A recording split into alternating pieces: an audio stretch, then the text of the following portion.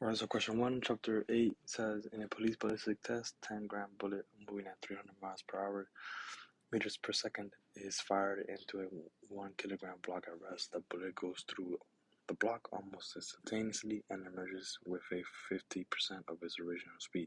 What is the speed of the block just after the bullet emerges? Okay, so to do this, we're going to be using the formula for conservation of energy principle.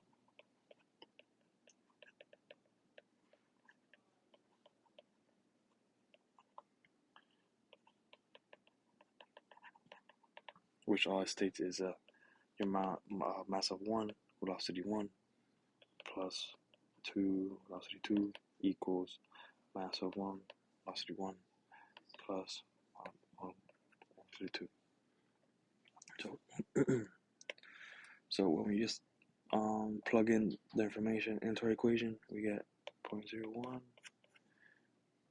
300, plus 1, velocity 2 is 0 because that is at rest, 0.01, 150, 1, and we use it for 2.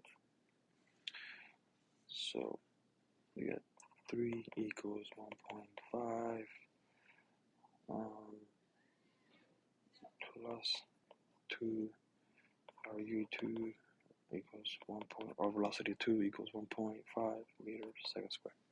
So the answer to this question is 1.5 meters second squared. So it's going to be